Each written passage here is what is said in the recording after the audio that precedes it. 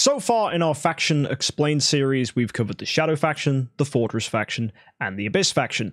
Next up, of course, is the Forest faction, and I'm glad Anniversary is over so I can crack on with this because I've been buried in content. You've probably noticed I've done a lot of uploads recently, and yeah, this is something I really wanted to delve into. Now, first things first about the Forest faction, it is probably the most meta-defining of all the factions, and probably the faction that remains to stay relevant. We've seen so many heroes reshape the meta coming from the Forest faction, so this might be a little lesson for you guys as to how the game has shaped due to the Forest faction itself, and where it looks like the Forest faction is going in the future. Of course, what is good in the game changes over time, and of course, the Forest faction has interestingly adapted to that really nicely, and it seems that the devs do prioritize the Forest faction when it comes to the release of good heroes. I don't know why, they just seem to do that. But hey, let's go ahead and check out the Forest heroes, break them down, and teach you everything you need to know about the faction that is green. So folks, let's go. Alrighty, like we've done with every single one so far, we must talk about the heroes that cannot be upgraded anything higher than 9-star. And that is, of course, going to be these 4-star heroes. You don't have many of interest, but the ones that can be upgraded to 6-star and beyond are, of course, Zekis, Grey-Eyed, and Thale, who is this priest hero right here. Now, there's nothing too exceptional about these. They do have cool little abilities. Thale can heal, Grey-Eyed can steal a small amount of energy, and Zekis, funnily enough, has a pretty interesting death passive, which can actually increase the crit of your team. So some people like to use Zekis for things like that, or Grey-Eyed to steal energy, but honestly, they're not that exceptional and are last-minute additions to teams, perhaps in the Seal Land. That said, we will be talking about Seal Land a little more, because Forest Seal Land is a little intricate, and it's unlikely that you'll have to use these 5 stars to push these game modes. Next, we need to talk about the heroes that can be imprinted and the heroes that can't. We'll start with the ones that can't to get them out of the way, and these are typically food. And for the Forest faction, that is more true than any other faction, I would say, apart from the fact that the Forest faction has a lot of interesting heroes that you can make to 10-star in the early game if you decide not to build Garuda. But the chapter mission, of course, does ham-fist you into building a 10-star Garuda, so it's not obviously something you're going to have to do, but it used to be what you had to do back in the day before the chapter mission existed. Gru, Starlight, Vesa, even Heartwatcher to an extent, all have some self-sustain and were pretty good in Aspen Dungeon as a 10-star. That's really not the case anymore though, because you just simply build Garuda and do what you can with her. But anyway, let's go ahead and check them out. So we're ignoring the top row because they're the imprintables, so down we drop to the first, and it's Valkyrie. Oh my word, this hero is not imprintable for the simple reason if she was, there is a chance she breaks the game. Valkyrie is the only hero in the game whose damage scales with her own HP, which means you can make her as tanky as possible. And if you know anything about the sustain meta, the more health you have, the better. And being able to deal damage that scales with health is ridiculous. Add to that her damage is considered a damage over time that burns, and now with the Chains of Purify being specific for either control, marks, attribute reductions, or damage over time, that probably makes her more powerful than she's ever been. Obviously, there was a time when she was actually nuts, like she used to do damage that was for 3 rounds, always, on all of these things. They toned it down a bit and made it 1 round because it was oppressive. Her damage over time was ridiculous, it would stack and it was crazy, and that was before Purify existed. So yeah, basically Valkyrie, with her insane damage over time that scales with her HP, would be an oppressive force in the meta. Also, not to mention that she actually deals damage when she gets CC'd. She's got this awesome reactive ability where she heals and CCs opponents, just simply because she got crowd controlled, so instantly becomes an anti-meta hero in that sense. And she was so anti-meta that she became the meta, to the point where people complained that they'd invested in so many light and dark heroes, and this one forest hero came along and just destroyed the entire game. And yeah, they had to nerf her quickly, and it seems that DH Games never ever want the rise of Valkyrie to happen again, and that's why she's been taken out of the elite hero shards, and she has been removed any opportunity to be imprintable. Some people wonder if she will ever be imprinted, but honestly, I think for the health of the game, it's best that she remains where she is, because she has the potential to be incredibly strong. In the early game, she's a lot of fun, but there are things that will just blow her out and kill her. And actually, the meta's changed a lot since she was good. We have a lot more things that deal damage based on your max HP, and Valkyrie is one of the big reasons those kind of damage types exist, because it was the only way to deal enough damage to Valkyrie. And you'll see that a lot of heroes that came out in 2020 or even late 2019 were heroes that were directly there to counter Valkyrie, because Valkyrie came out in mid-2018, and a lot of hero releases throughout 2018, 2019, even early 2020 were all based on arguably shutting down Valkyrie because the devs realized the mistake they made by releasing this hero. Thankfully, she is no longer meta relevant, and you can comfortably use her as food if you like. Some people choose to build her as 10-star to have some fun. Heck, some people even build her as E5 for shenanigans, but honestly, it's suboptimal. I wouldn't recommend it. Either way, very cool hero, very, very oppressive if used properly, but obviously without imprints, she is not going to be good. Next, we have the exception to the rule. As always, there are always going to be heroes that can't be imprinted that are still good. In the Abyss video, we spoke about Cruz, and I think Heartwatcher is the only other hero that fits into this category. Heartwatcher is nuts. Heartwatcher has an ability called the Watcher Mark, which increases the damage taken by an opponent up to 300%. Now, a 300% damage increase is basically 4 times more damage, and it is just ridiculous, just hands down crazy, because you just stack up all these Watcher Marks and you will allow your damage dealers to do an insane amount of damage in things like broken spaces. Now, because she can't be imprinted and people really don't want to go ahead and build a Heartwatcher up to E5, you'll find that people move away from her for Broken Spaces 9, but even in Broken Spaces 8, she's incredibly strong. Also, she has an ability, which I hopefully can bring up for you, where she is able to steal the opponent's attack. Oh, it's right here in her active skill. Reduces the target's attack by 25% for 2 rounds. Now, if you pair that with a Delasium, Delasium can echo that attack steal just like he would do with the Ticks, and that results in the opponent having next to no damage. So you put a Heartwatcher with a Ticks and then Delasium echoing round their attack reductions, you're going to result in the opponents doing -1 damage. It's very satisfying, and yeah, that puts Heartwatcher in the meta for that simple reason. And if you can find a way to protect her and you can put enough attack steal out there, even as a 10-star, she will survive and it will be very satisfying. So heck yeah, go ahead, build a Heartwatcher. Must-have hero for early players, honestly, because her support is nuts. You can build it to 9-star, you can build it to 10-star, whatever you're comfortable with, but she will allow weaker teams where you don't have a lot of E5s to do a lot of damage in broken spaces, and even later on, you will have to be exceptionally powerful to get to a point where you say, I don't need Heartwatcher anymore, right? The VIP series only just recently got rid of its Heartwatcher, and that account is a year old in VIP 10. That should give you an idea for the longevity that a 10-star Heartwatcher can have on your account. Moving on, we have Vesa. This is a hero you do want to keep around. She can't be imprinted, but she can be made to Transcendence. So go ahead, look at the Transcendence heroes. You will see that there is Fairy Queen Vesa, arguably the best Transcendence hero in the game. So versatile, super oppressive with her healing and shields, does a ton of damage. Honestly, you cannot get a better Transcendence hero than Fairy Queen Vesa when it comes to early accounts and people pushing through the mid game. Even into late game, she is very, very good. Some would argue that Jara currently is a better Transcendence hero for the simple reason that her Tree of Origin core is so nuts, but ignoring the core of Origin, Vesa is just such a good hero. So yeah, you want to keep your Vesa copies around, even though her normal form isn't going to be that good. Next, we have Edgar. Edgar is fine, just a simple crap warrior that you might build for fun, but honestly should use as food. Same goes for Rosa. Rosa is a nice priest. He's got some interesting abilities here. For example, his active skill increases all allies' attack. When he's below 50%, he's going to improve your team's damage reduction. So he's a nice little support hero. Build to 10-star. Let him support your team for a bit whilst you're just building up fodder, whilst you're waiting to get 9 copies of someone to make them to E5, but then comfortably feed the Rosa away. His job is to be used as food and just petty support every now and then in things like Seal Land. Next, we have Melassa. Really cool active skill that reduces the speed of opponents, but her speed is so bad that she can't be relevant. Also, she's non-imprintable, so she doesn't get considered.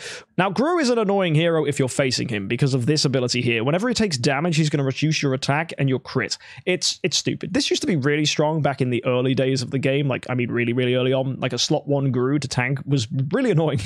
It was kind of the way that sustained teams would play. But obviously now, Gru is no longer imprintable, is kind of rubbish, and the only thing you have to worry about is if you're facing a Gru, he's going to steal your attack and your crit. But Besides that, you should hopefully be able to take advantage of him, and if it's just Grus you're facing, like in Broken Spaces Stage 4, just go ahead and run a Tribute Reduction Purify, and Grus should not be a problem at all. You should be able to kill him fine, because you remove the debuff that he gives you, and that's how you deal with that.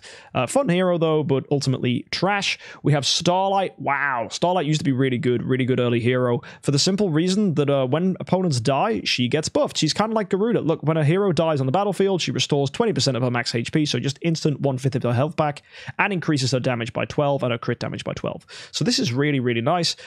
Solid hero, well built, good early hero if you're running a team where you want opponents to die and then it buffs up your hero. But ultimately, Garuda is a better version of that, which we'll take a look at. And given the chapter mission gives you copies, you should be building her. So it really kind of renders Starlight a bit useless. Fun thing about Starlight, her basic attack can do random control, but it's really low chance. It's 20% chance to inflict 1 at random, 1 in 5 chance to CC whoever you hit with the basic attack.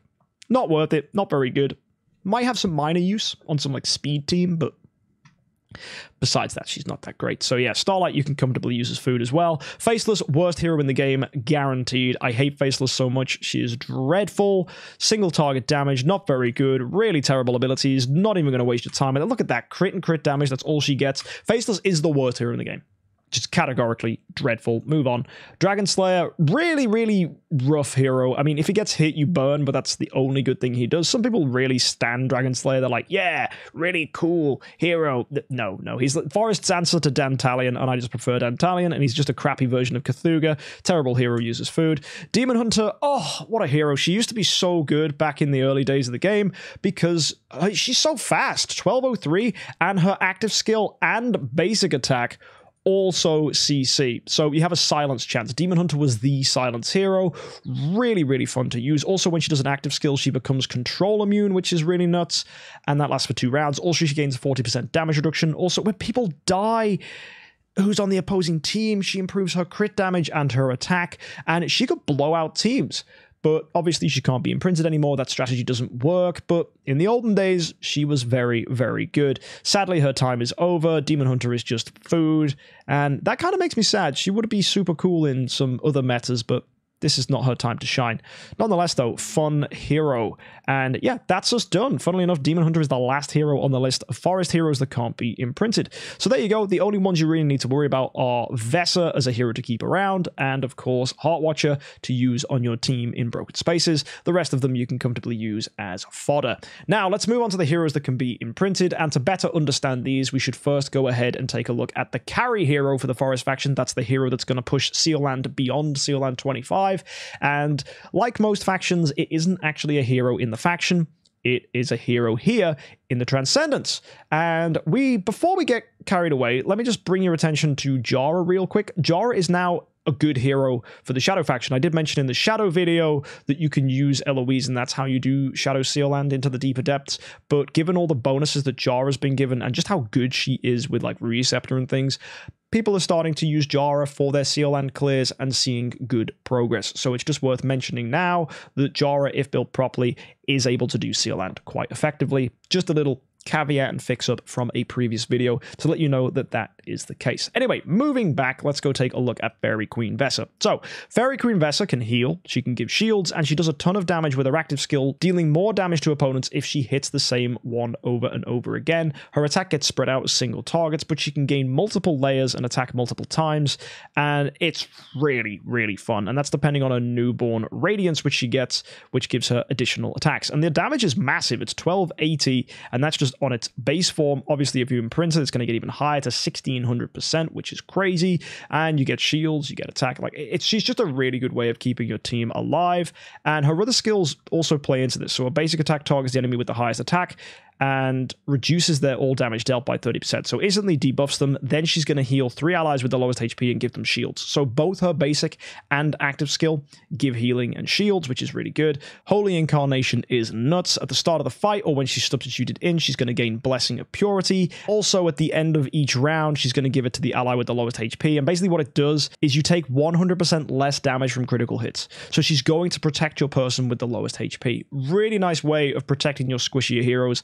I like this a lot. And then we have this, the Melody of Nature. During the battle, when she's dropped below 50% HP for the first time, she dispels all her debuffs, so CC, attribute reductions, all of them are gone, and then she's going to fully heal herself. She gives everyone 40% precision, 20% attack. That lasts 6 rounds, and then she's going to pull Silence Gag Order onto a bunch of opponents, which then lasts a round, and that's going to force them, if they're silenced, to not do their active skills, so they're forced into basic. So it's a nice quick burst CC.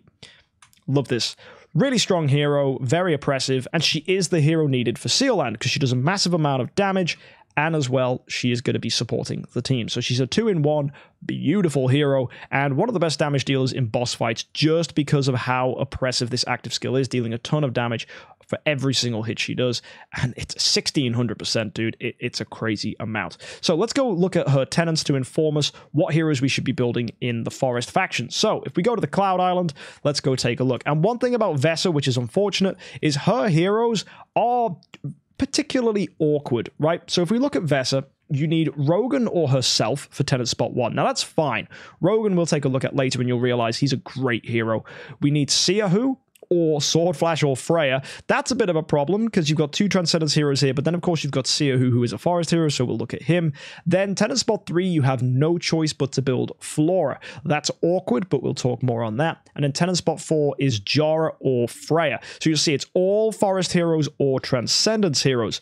Now, if you've been keeping up with the VIP series, you'll know at this current point I have Freya and Jara as my tenants. Now, I really like both of these heroes. Freya is also a forest hero, so it's probably worth mentioning her. She is a great support hero in her Transcendence form and offers so much in her abilities. She's giving massive bonuses and buffs. She's poisoning opponents with her active skill, and this passive here, every time she does an active skill, she's going to give bonuses to the team. Damage reduction and control immunity for the first time. The second time, she improves your attack and gives a ton of shields. And the third time, she's going to improve her own damage against poison targets and also improve her own attack and speed every single round, which is nuts. She's a very, very strong hero. She gets oppressively fast and gets a lot of damage, and the longer the fight goes on, the better she gets. So yeah, Freya is really, really fun, but she's more of a support hero because she's giving you those shields and that damage protection, which basically makes her a walking, talking golden crown for your account, which is nice. And if you don't know what golden crown does, it increases your all damage dealt.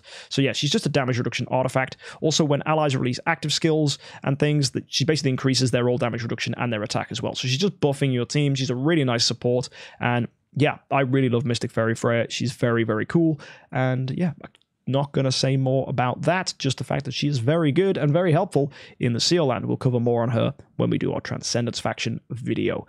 Anyway, let's go take a look at the Forest heroes. So you might recall that Rogan was a tenant for Vesa. Now, Rogan is also arguably the most powerful Forest hero for one simple reason. Rogan has an insane final passive, Warpath Roar. When the battle starts, all allies gain 20 speed and 20% crit damage. When that's upgraded, that becomes 30 speed and 25% crit damage. Massive bonus. All right? Then read, assassins get double the bonus. So an assassin gets 60 speed and 50% crit damage. So this is when we talk about assassin synergy with a Rogan. Running other assassins alongside a Rogan is a viable strat for aggressive teams. Further to this, whenever a round ends, all allies will gain 30% attack and 10% crit, and if you're an assassin, that's doubled too. So it's 60% attack and 20% crit. That is why assassins are some of the most powerful heroes in the game, because Rogan is able to buff them twofold with his passive. Rogan can be CC'd and this still works. He does not have to attack, he just has to exist. So if you're looking to build a Rogan, keeping him alive is a must. Also, Rogans are incredibly fast, so another strategy outside of giving him damage reduction artifacts and HP and things like that to keep him alive is to make him further quicker by giving him speed and then giving him a Demon Bell to allow him to energy feed, because it doesn't really matter what artifact he has, so by just giving him a Demon Bell, he's able to support the team even more. If you look at Bloodthirsty Predator, which is his active skill, he's going to grant Bloodthirsty to 2 random allies, and this allows that ally to deal more damage when they do an active skill or basic attack equal to 25% of the target's lost HP, and then they restore health by 40% of the total damage they deal. So he's giving healing to your team and additional damage as well by getting an active skill. Also, fun little note, he's guaranteed to crit if the target is lower than 50% HP, so you don't necessarily have to build a Rogan for crit either. He is just a crazy hero that offers so much support. And because the active skill is so good, you can just give him a Demon Bell that's Splendid or Radiant or Glittery or whatever you've got, and that's going to feed energy to your team, give Bloodthirsty, and he's also alive, so he's doing this passive. And because he's so quick, you're able to make him faster than your other heroes. Multiple Rogans are buffing each other, not to mention he buffs himself. He's an assassin, so he gets a double speed bonus. You get the idea. Rogan is fast and very, very good. So you can go ahead and build a Rogan in two different ways. Either one that's designed for protection with like a golden crown or fearless armor or runes power, whatever you have to keep him alive. Or you can go in the other direction and you can give him a Demon Bell to get him to energy feed your team. Heck, if you really wanted to and you're playing in PvP, Snowhawk could be an option if you want to debuff the speed of your opponent. Basically, Rogan's a versatile hero. As long as he's on the board, it doesn't matter what he does, because it's just this passive that makes him so good. Everything else is just gravy, right? It doesn't really matter what his skills do, because the reason you run him is for Warpath Roar. So hopefully now you know, if you didn't already, as to why people run Rogan, because this passive is so good, and you get this at 9-star. It only gets improved at Void 3. You'll see a lot of people walking around with Void 3 Rogans because Warpath Roar is all they care about. Stick him on the team, off you go. And also, if you need to make him a bit quicker, you can make him Void 3 and then just upgrade the imprint of speed. You don't have to improve his life force or his strength. You can just upgrade speed and save your stellar shards for someone else. That's another thing people choose to do to make their Rogans quicker. Now, Rogan isn't the only support hero that you can build a team around. We have Seahu. He is the other heavy support hero from the Forest faction. And what's important and worth mentioning is that people choose not to run Transcendence heroes and run Rogans and Seahus. That's how good these heroes are. They take the place of Transcendence heroes in teams, just because the support they give is so strong. Now, what's Seahu's ability? Well, funnily enough, it comes to a final passive. You'll notice there's a trend to this. Heroes are made or broken by their final passives, and Seahu's is when allies block 6 times in total, Seahu increases all allies' attack by 20% and their armor by 20% for 3 rounds. Now, what's cool is if you take an active skill that hits everybody, right, and all your heroes block, boom, Seahu gets triggered, because that's 6 blocks from everyone. So you build a block team. Everyone needs block. A nice way to make this work is to run the block star spawn, which is I think the fortress star spawn. That sounds correct. And yeah, run him, and he's going to allow you to have more block on your team. You can run block stones if you need to. Seahu himself already has an insane block number. I think he's got a passive, 50% block, which is nuts. You can also build your team not even around block. You can give Seahu some form of energy, because he increases your allies' block by 35% for 3 rounds. So he's going to buff the block of your team as well. Also, he improves your armor, right? Seahu courageously rushes the enemy, reducing a single target's armor by 80%. After that, he attacks the target 3 times. So it doesn't even, he's got some decent damage, but I think when Seahu launches a basic attack, he's going to heal himself and reduce his opponent's precision, so he's debuffing. But the big thing here is, of course, he's buffing your attack and he's buffing your armor, whilst debuffing the opponent's armor and debuffing their precision, which will make them less likely to break through your block, because precision is the thing that breaks through block, right? So it's the counteracting thing, and his passives are still pretty good. He's got some control immunity there as well. So what you do is you run multiple Seahus together, and then you do 6 blocks, and then suddenly you're not getting 20% attack, you're getting 40% attack, because you've got 2 Seahus on the board. You're getting a ton of armor, which adds to your tankiness, and you build a team pretty much with everyone with Golden Crown, or Magic Stone Sword, or AMB, just anything that allows the team to be defensive and protected. And Seahus just lap it up. They're like, yeah, keep hitting the team, because the more you block, the stronger the team gets, and it snowballs and snowballs and snowballs until you tear the opposing team apart. Now, obviously, as you start losing heroes, that's less people to block, and therefore Seahu starts to fall apart. So the whole idea is you never want your heroes to die. It is all about building a team around sustain. It's more something people choose to do in the late game, but Seahu definitely shines in Seal Land as well for this reason. If you can build a team all with Golden Crowns for the Seal Land, you'll find that by running people that are supporting heroes like Seahu, like Rogan, you're buffing that Vesa up loads. Not to mention Seahu is, of course, a tenant for slot 2 for the Vesa, so will play into your strengths there.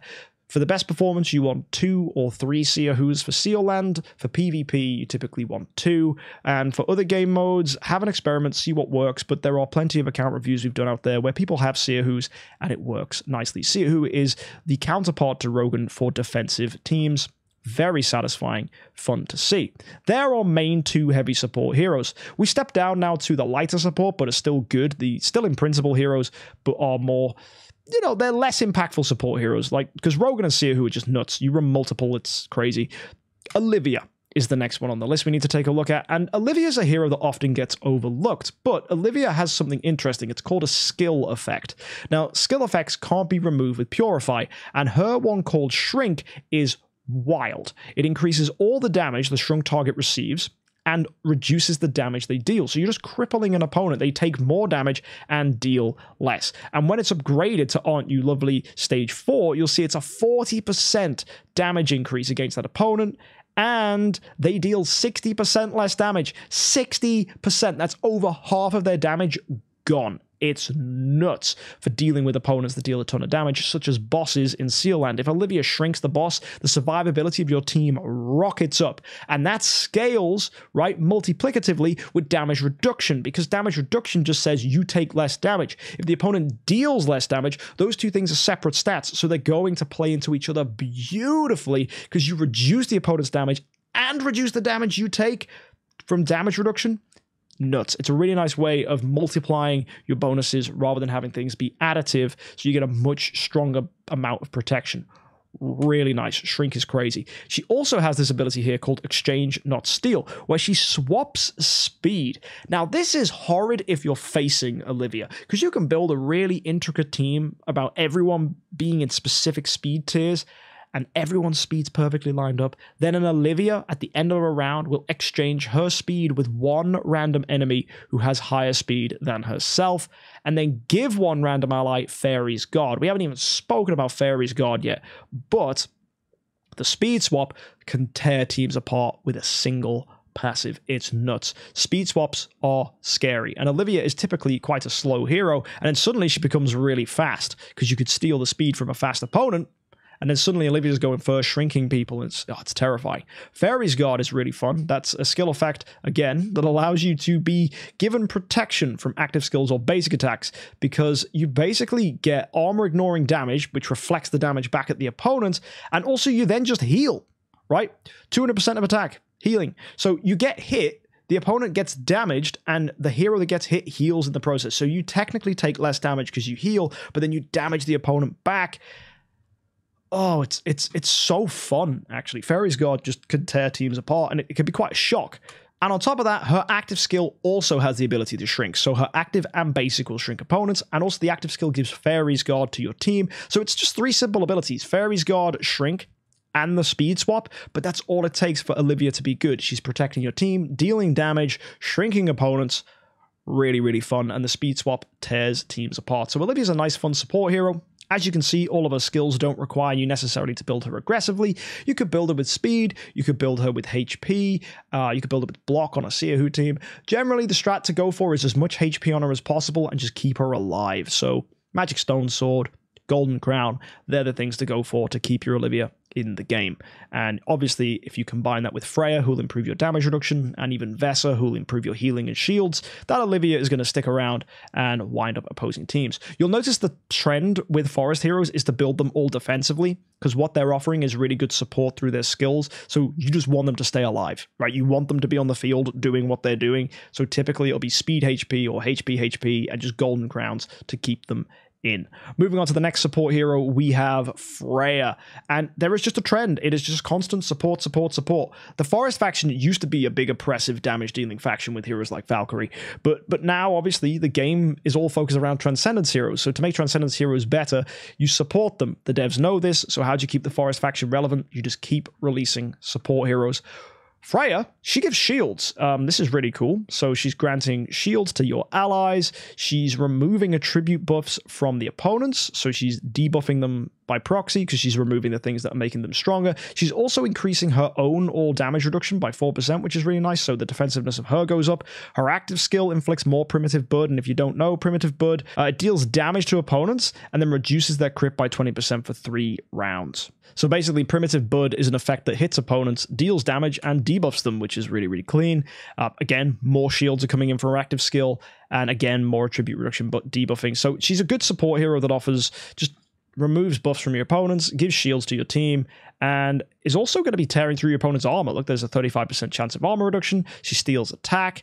She's not a stellar hero. Like, she's not someone you're going to instantly want to put on your team, but she's doing a lot of stuff. And if you want to build her as a tenant, you absolutely can, because she's a tenant for Vesa. She's also a tenant for Eloise, right? And a tenant for Waldeck as well. So there's a few heroes that can use her as a tenant. And I think that's the same for a lot of these heroes, because we haven't even moved on to the ones that are major tenants yet. But trust me, there's some spicy tenants in the Forest faction. So yeah, all in all, Freya is a nice, fun support hero. You don't necessarily have to build her. She's a good early build if you plan on making a Transcendence Freya later on. And that's another cool thing you can flip-flop with this hero. So if I go to the Cloud Island and I show you Eloise, if you don't already know, Eloise is my recommended pick for a first homeowner. You'll see that Freya is on the end here. Now, normally I'd recommend Carrie, but you'll see that there's Freya and also Flora, tenant spot 1, tenant spot 4. Both of these are also tenants, if you remember, for Vesa. So you can go ahead and build Flora and Freya, and then suddenly you got a little flip-flop you can do, so you can basically allow your Eloise to be buffed up, and then when you move towards Vesa as your Transcendence hero, you can go ahead and use those as well, and then eventually later down the line, you can make that Freya Transcended and put her in tenant spot 2, and then build a Jara if you fancy for tenant spot 4. So buffing the team, making it stronger, that requires 3 Transcendence heroes, but it's a very fun strat. I use it myself, as you can see. I have those 3 as my Transcendence heroes. Anyway, we're getting distracted. Let's go and focus on the other heroes we need to talk about, which it seems at this point, let's go talk about Flora. So Flora is a hero that honestly really doesn't get the credit she deserves, because there's a lot of heroes out there that are better than Flora. There is no reason to build Flora except as a tenant for Vesa. You're forced into using her as a tenant, and Eloise also uses her as a tenant, so you can pivot nicely between the two. That, in my opinion, is the only use for Flora. There are people who have said you can clear Aspen Dungeon with a Flora. It is possible. I don't recommend it. I would rather use a Tix or even a Penny, but to some extent, it is doable. Flora, interesting enough, can poison opponents, which is nice. She's going to heal herself, which is really irritating if you're facing her, because she's very, very good at healing, especially if you're using an Eloise. And in addition, her active skill can twine, and she does multiple hits, similar to Vesa, and she can deal a lot of damage based on those hits, which is good. But the twine is really what shuts people down a lot of the time, and what can win you fights, because CC is just good. So yeah, really solid hero for that reason. She's fast as well. She's coming in at 12-18, so she's not bad, but she won't make it into your lineups. She won't be an immediate pick, because she is a hero that's just helping herself and not really supporting the rest of the team, except through twine, which it's nice, but it relies on her getting an active skill, and there are better CC heroes out there. Like the twine rate, it's not that consistent. It improves by 5% each time she goes ahead and hits an opponent, but it's not that great. But also there's a 30% chance to twine, so it's okay, but yeah, I wouldn't go ahead trying to build a team around it. Either way, though, you can use her as a tenant. That's her main function, in my opinion, and I wouldn't use her for anything else. Moving on, we have another classic tenant. It's Gloria. Now, Gloria is a tenant. That's her main thing. If you don't know, she's a tenant for Sword Flash, and she's a tenant for Halora. So not necessarily playing into a forest strategy, but still supporting the general, vibes of any viable strategies. I mean, Halora is great for clearing Seal Land. Sword Flash is great for just being Sword Flash, right? She's a solid hero. Dropping off in later game stuff, but still fairly viable. Now, what does Gloria offer? Well, the big thing that makes her interesting, in my opinion, is her magic bubble. Whenever an ally takes damage from a basic attack or active skill, so whenever someone's just hit, she's going to do magic bubble to 3 random enemies. Magic bubble's nuts. When it takes damage from a basic attack or active skill, the bubble then triggers and deals damage to the target, and then has a 25% chance to stun them for 2 rounds. So she can just stun and stun and stun and stun. Super satisfying ability. It can lock down with CC. really, really nice. If Gloria is already dead when Magic Bubble is triggered, though, the Magic Bubble no longer stuns the target, which is a shame. So Gloria needs to stay alive for this to be reliable. So again, you're probably best building Glorias with HP, or attack HP, or anything with a HP component to keep her alive, and then building her defensively with a Golden Crown. Her active skill inflicts further magic bubbles, and that's kind of her gimmick. She's just going to be stunning opponents. However, if you go to the fully upgraded version, it does steal 20% of attack. So if you needed someone else to have attack steal and things like broken spaces, there is a possibility that your Tenant Gloria might actually have a use. So just bear that in mind. Also, the damage from Magic Bubble is pretty big here. 1440%.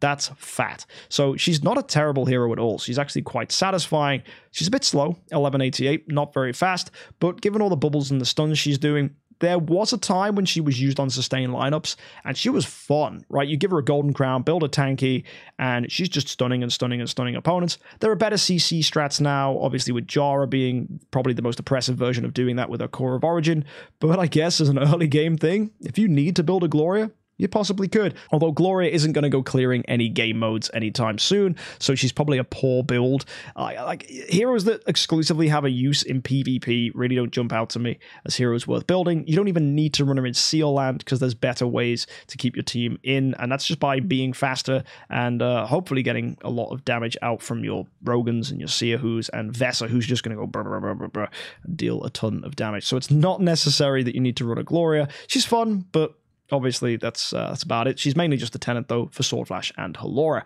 And yeah, we're now moving on to probably the last few heroes in the Forest faction now. Hopefully, you're kind of familiar with most of them. But the last two we need to talk about is Garuda and Oberon. These two used to be, in their respective times, the strongest heroes in the game. Oberon was nuts. Oberon is able to twine opponents, and it's not just when he hits them. There's a delayed twine, which can be really annoying because it gets around Control Purify. It's gross. Oberon should terrify the bejeebers out of you whenever you face him, and there's multiple of them in anything like Aspen Dungeon, Tower of Oblivion. If you have no control immunity, life is going to be hard.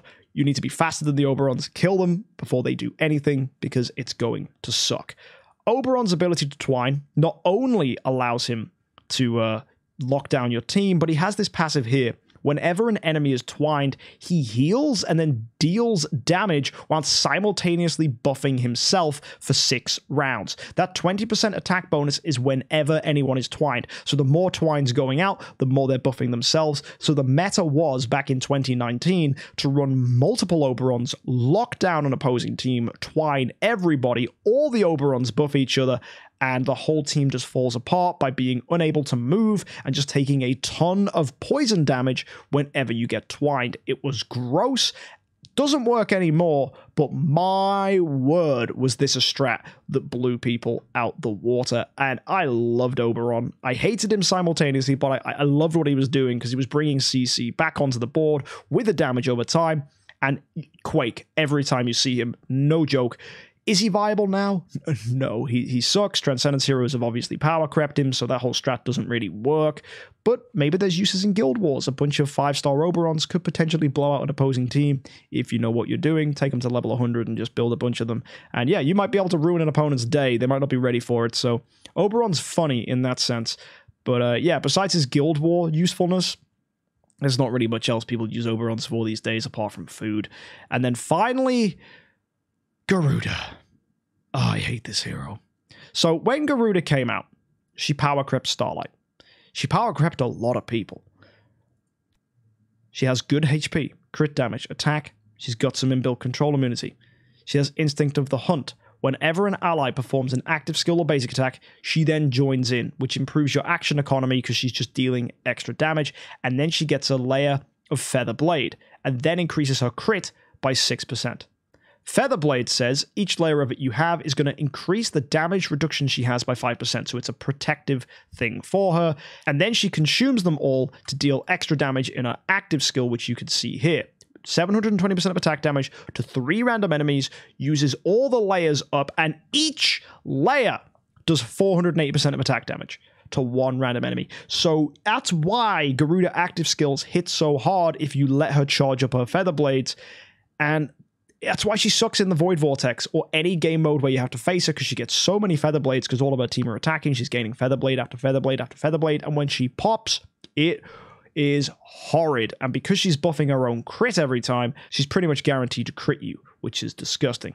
All Feather Blade layers will be zeroed upon the trigger, and you go, which basically means you go back to nothing, which means if you're running an energy Garuda, you're kind of wasting those Feather Blades because you're getting rid of them. You want that stack to be so big that when the active skill does hit, it's gross. She also gets Unbeatable Force. When a hero on the battlefield dies, I hate this so much, she restores 35% of her max HP. So that's over a third of her health. Comes back, and then she gets 3 layers of Feather Blade. She just gives herself more Feather Blade. And that's it. That's all she does. She just heals when people dies, and then has an active skill so colossally disgusting because of all the Feather Blades that she tears teams apart. But she needs a team to be good. That's why I don't like her as a first E5, because your heroes are dead. She's getting the Feather Blade. She does that one active, and unless that does stuff, she's then stuck just sitting around with her thumb up her backside like, well, I don't really do anything anymore. In PvP, early game, it's nuts. Garuda is disgusting. She will blow out a lot of teams.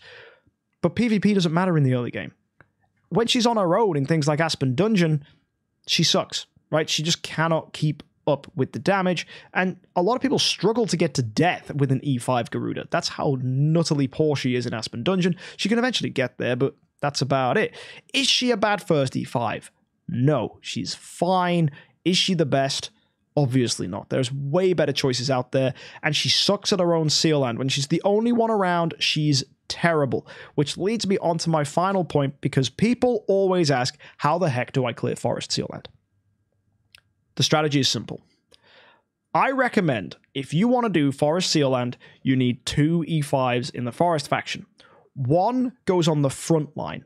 One goes on the back line. The back line one is a damage dealer. The front line one is a tank. You can do it with 2 Rogans. Build the back line Rogan aggressively. Maybe give him like an Antlers Cane, Punisher of Immortal, Kiss of Ghost, whatever you've got. That's fine. Frontline Rogan tanks on your behalf.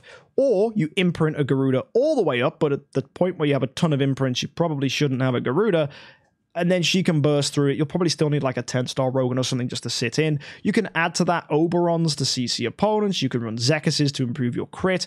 You can run Gloria, which means when you get hit, you're going to stun opponents. Just anything to slow down the opponent and stop them from hurting you. And then the team will snowball and snowball and snowball. Olivia's really nice for this as well, because she can shrink so they take more damage and you take less. The beautiful thing about the Forest faction is all of them are good supports. Every single hero we've looked at today is pretty much a support hero or a CC hero. The exception is Garuda. She is the Forest damage dealer. That is her job. But you don't even need her for Seal Land. You can do it with 2 Rogans. You can do it with a Rogan and a Seerhu. You can do it with a Rogan and a Gloria. You can do it with a lot of heroes. In fact, I know people who've done it with just a Rogan and a glittery Kiss of Ghost to heal the Rogan, and he just does it all himself. There's lots of ways to do it. Generally, it's recommended, though, 2 E5s. One's a damage dealer on the back line. The other one goes on the front line. A lot of people forget that. So people put them in slot 5 and 6, both on the back line, and I'm like, why am I dying? They need to be on separate lines, because in Forest Seal Land, some of them hit the front line, some of them hit the back line. So separating the 2 of them makes the damage you take a lot more manageable, and that should allow you to clear through Forest Seal Land up to level 20, which then means you can carry on and steamroll with a Vesa, because you can only use Transcendence Vesa in Seal Land 21+. But yeah, wow, what a crash course of the Forest faction this was. There's a lot to talk about. I'm sure there's itty-bitty things I've missed out. Maybe there's some things about Forest Heroes which I didn't mention that you might want to put in the comment section down below, but hopefully this crash course has given you everything you need to know. Quick few final things if you want to know how to build a Garuda. Attack HP, crit attack, because that improves her crit damage, or even just attack holy damage. Anything that improves her aggression is good. You don't need to heavily invest a good stone into Garuda, because she's naturally going to be great, and I wouldn't want you to waste your gold and dust. You will eventually regress her or swap her to someone else, so it doesn't really matter too much. Most other heroes would want HP or speed HP, something protective that'll keep them alive. Golden Crown is generally the artifact of choice for most, because they're going to be defensive protective heroes, but you can muck around with Demon Bells to feed energy, or you can muck around with Magic Stone Swords if you've got some. Heck, you might even want to try an Augustus Magic Ball build. Not necessarily the best choice, though. And yeah, that's about it. It's literally, these are support heroes. So you normally go for tanking or energy feed, and that's about it.